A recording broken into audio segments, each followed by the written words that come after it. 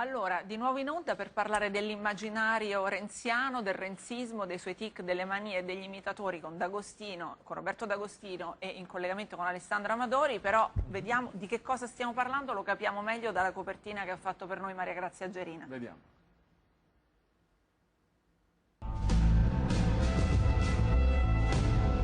Un presidente del Consiglio con delle scarpe così non s'era mai visto. Sneakers tricolore, rigorosamente made in Italy, anzi fatte a Scandicci, Firenze. Io non avevo visto quelle scarpe tricolori, ma effettivamente sono delle calzature coraggiose. Al giovane presidente del Consiglio il coraggio non manca. Da quando il ragazzo di Rignano sull'Arno è sbarcato a Palazzo Chigi con la sua Smart, vecchi riti e costumi sono stati travolti. Camicia sbottonata, slide alla mano, Renzi sta provando in ogni modo a imporre il suo stile al palazzo, anzi al paese, a colpi di tweet. In rete il presidente del Consiglio si trasforma in Matteo, uno di noi. Tutti possono dargli del tu. La SNAI, con una pagina pubblicitaria a pagamento, si è rivolta direttamente alla moglie, Agnese, per chiederle di recapitare un messaggio al presidente del Consiglio, insieme al caffè. Qualcuno azzarda addirittura che dall'avvento del suo governo sia nato un nuovo modello antropologico. L'Homo renzianus l'ha ribattezzato l'Espresso. Creatura in apparenza pacifica e in realtà spietata, lo descrivono Tommaso Cerno e Marco da Milano. Un po' Boy Scout, un po' House of Cards, la serie TV più amata del Premier. Entusiasta e cinico, incosciente e calcolatore, ossessivo come un giocatore di scacchi, superficiale come un hashtag. Per comprare una vocale, la A di Adone. L'Homo renzianus è una specie politica in perenne e mitologica lotta con i nemici, gufi e rosiconi, frenatori e seminatori di tristezza. Noi abbiamo una emergenza, abbiamo gli stessi leader che sono lì da più di 20 anni. Anche la rottamazione è ormai alle spalle. A Renzi basta promuovere il suo brand in Italia e nel mondo, il suo stil nuovo. Meucci is a very good Italian, but is also an history, a terrible history, because... I paragoni con Silvio Berlusconi si sprecano. Tutto da vedere se il renzismo sia la svolta buona, come sostiene il leader fiorentino in uno dei suoi motti più celebri, o soltanto, come scrive l'Espresso, un anestetico di massa.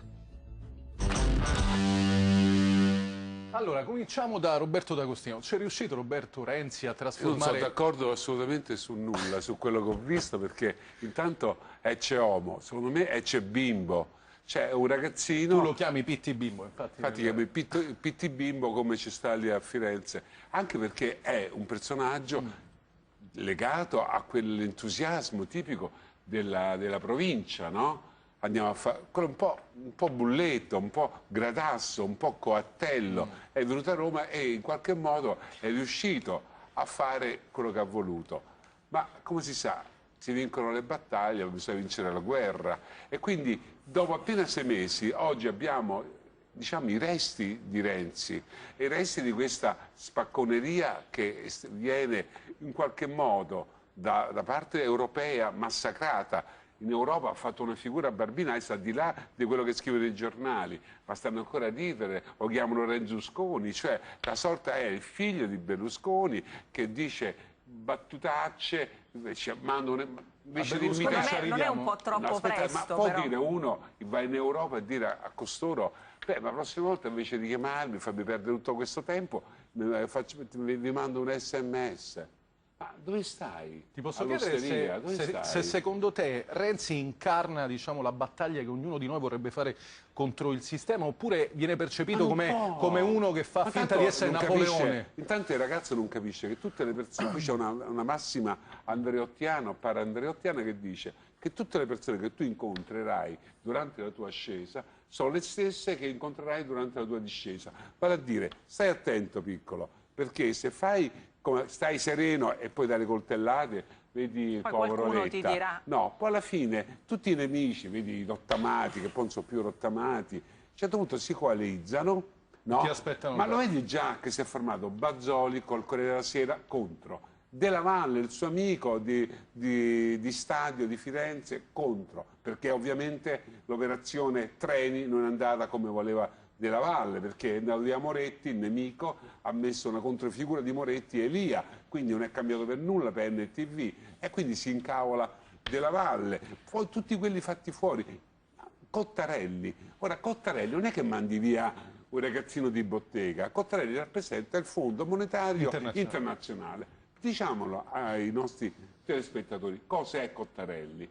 Cioè, noi abbiamo 3 padroni, che sono il Fondo Monetario Internazionale, la Troica, la famosa Troica, poi c'è la BCE, cioè la Banca Europea, quella guidata da Draghi, e poi c'è Bruxelles, cioè l'Unione Europea. Tu mandi via in quella maniera, dicendo ce ne faremo una ragione, so quelle battute da ragazzino quando esce però non è un con po', gli amici, non può fare questa operazione qua. Renzi tu escludi che uno come ottobre Renzi pagherà veramente con gli interessi, purtroppo non è che paga lui, perché lui può tornare pure a giocare a flipper a Firenze o al paese suo, e il problema è che lo paghiamo noi cittadini, perché oggi abbiamo avuto la grande bella notizia, dice ok, non farò una manovra. Sai che fai, ragazzo? No? Un'altra presa per culo. Però che non fa? è un Toglie po', le scusami. detrazioni fiscali. Cioè, se tu mi togli le detrazioni fiscali, mi aumenti le tasse. Quindi qui stiamo davanti a un'operazione di uno che apre bocca e dà il fiato. Oggi, scusi, adesso oggi ha fatto lo scherzetto di dare 80 euro per vincere le europee e avere questo 40% su metà dei votanti in L'ultimo Italia. pezzo della risposta. Quindi, e poi 80 finisco. euro. Ma quando dovrà questi 80 euro riconsegnarli, perché non può permetterseli, perché non abbiamo una lira, abbiamo le pezze al culo, ma dove va questo? Però D'Agostino, che cos'è che piace di Renzi, appunto? Che cos'è che viene imitato, che viene imitato di Renzi? Il problema è che siamo un paese che ama l'estetica. Non a caso... Qual è l'estetica di Renzi? Ma sì, ma certo, ma quell'estetica qual è? Questi hanno copiato, loro pensano che fare politica è mettersi in maniche di camicia come fa Obama. Infatti tutti questi qua arrivano e si presentano, non capisco per quale motivo, in televisione senza una giacca, senza rispettare la gente, basta che si mettono una camicia, ma se sei uno stronzo, rimani stronzo anche con la camicia bianca, non cambia niente. Quindi il problema fondamentale di questi ragazzi è che devono studiare, devono un attimo capire che la politica non è andare lì, correre, poi arriva tutte le domeniche, c'è Scalfari, non lo dico io che sono pazzo. Però la politica con la giacca ha funzionato o no? Ragazzi, non si può fare di questo paese un esperimento per 4 fiorentini che stanno la sera che si incontrano e si fanno le previsioni loro. No, perché qui adesso a settembre, a ottobre, dove andremo a finire? Quindi si tratta di avercela con qualcuno o di fare un complotto, perché riguarda la vita di tutti quanti noi. Ora, è possibile che in tutta Europa gli speculatori, sa cosa controllano? Non controllano più lo spread Bund, cioè Germania e Italia, ma lo spread tra i bonus, cioè i buoni del tesoro spagnoli, e l'Italia.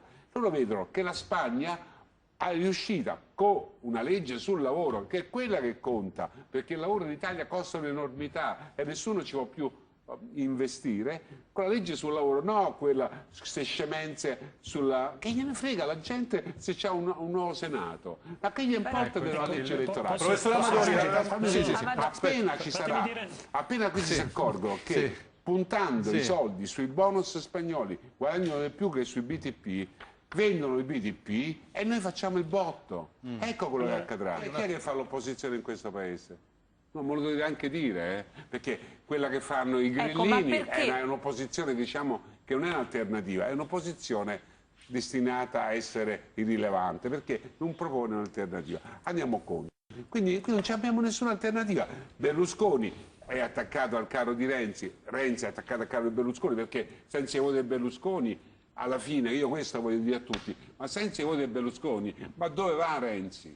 Questo è il vero dramma, perché appunto oggi l'ha fatto diventare statista, ma l'ha fatto diventare statista perché è costretto dai voti. Cioè, non può, come dice il poeta, non può avere la moglie drogata e la siringa piena. D'Agostino, c'è un... Mi piace questo? Questo è, insomma, un po' così, noi, però... Tanto così, per essere un po' la siringa così. piena, la moglie drogata mi fa impazzire.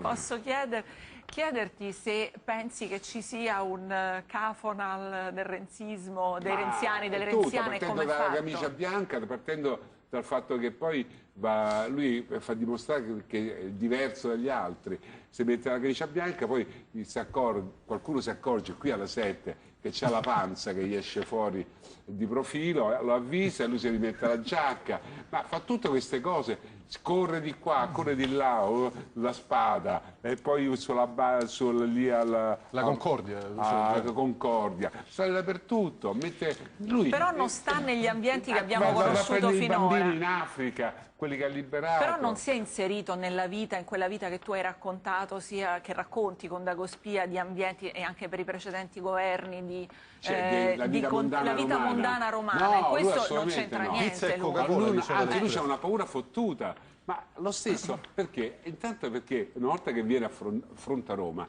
non è così facile Roma, Cioè, il cazzeggio lo puoi fare quando c'hai amici tuoi che ti tengono lì il catetere. Il problema è che quando tu esci e vai in un salotto romano, in una cena romana, e sono dolori, Cioè non è mica così facile, perché c'è stata della gente che è preparata, gente che lo mette subito in mutande. Non è quello che lui vorrebbe scardinare, non è il mondo che vorrebbe perché lui scardinare. Lo sa benissimo che non ha quelle qualità tali da poter convincere. Lui pensa, sì, adesso andiamo avanti, sempre a tavoletta. Il dinamismo. Posso chiederti delle donne, Roberto, le donne di Renzi, no? Quelle di Berlusconi? Ma sei stronzata che devi dire, c'è da fare una nomina, mettiamo una donna. Ma perché? Io voglio scegliere una persona competente. Se la persona competente si chiama Sottile e non si chiama Sardoni, a me non me ne frega niente che tu non c'hai la miniconda. Poi sei anche mezzo gay, quindi va pure bene. Funziona tutto. Però io quello che ti voglio dire è che non bisogna fare queste cose. No, mettiamo una donna, capo dello Stato una donna, capo di polizia una donna. C'è una fissazione sulle donne. Ma io voglio, tu devi, ragazzi, qui c'è gente che ha un compito preciso, cioè civil servant, cioè gente che devono servire lo Stato, non devono servire il fatto ho messo le donne. Ma che vuol dire? Mettere la Madia, posso dire Amadori delle donne. Hai visto che ha fatto? Ogni volta mette una donna. Posso facciamo finire, lasciamo parlare anche da sbagliato, la comunicazione qui ha sbagliato Renzi, la moglie, anche se c'è il naso extra, la deve portare fuori. Possiamo però questi commenti sull'estetica. Io vi posso dire perché Berlusconi dove è andato, dove ha decollato, si è messo il giubbetto da Coattello, da Fonzi e andò ad Amici della De Filippi. Quindi quando vai da Amici capisci che perché va da Amici? Perché l'elettorato è femminile, lui va lì col pacco, col giubbotto, la maglietta, dice ragazzi è uguale, è tutto un gioco, il gioco politico di Renzi è talmente smaccato. Il povero Andreotti, mi ricordo, andava dalla Carrà dopo 20 anni, no? Alla Carrà, ti ricordi che lui andò a mezzogiorno? Ma Andreotti, in qualche modo, andò lì, ma serio, a fare il Presidente del Consiglio. Questo invece va lì e fa, ragazzi...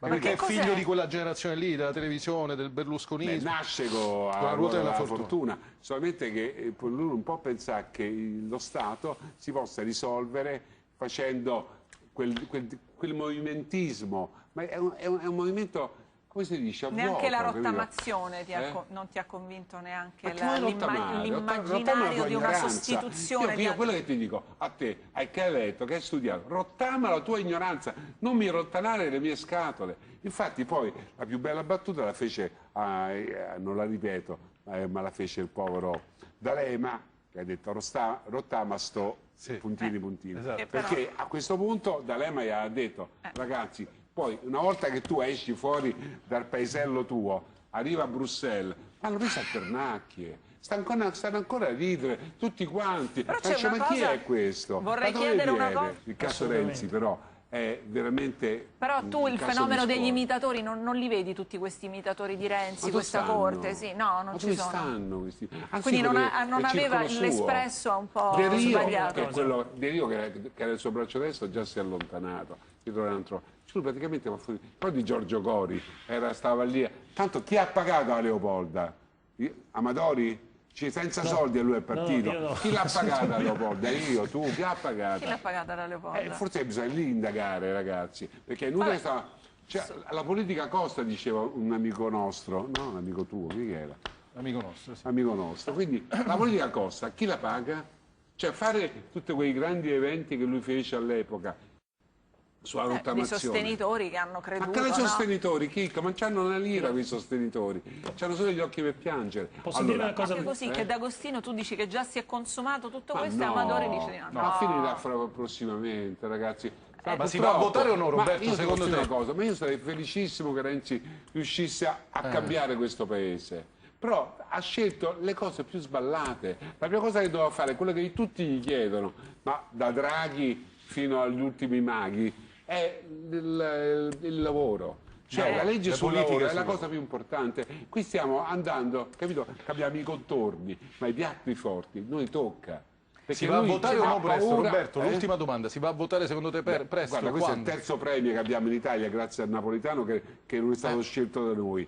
Io non lo so se questo paese andrà mai a votare, anche perché se va a votare poi sappiamo che la nostra sovranità è talmente limitata, no? Possiamo scegliere quello che vuoi, stai tranquillo. Pensa che Padoan, l'unico che non ha scelto, Padoan è l'unico ministro che Renzi non voleva, perché? Perché non nasceva da lui, era un posto Napolitano, perché quando si tratta di soldi la cassa non la tiene lui tiene solo l'armadio con le camicie bianche e giacchette da fighetto, ma i soldi li tengono gli altri. Un po' tranchant, abbiamo finito anche. Abbiamo finito. Grazie a Roberto D'Agostino, grazie al professor Amadori. Buona serata a tutti, buona serata a tutti.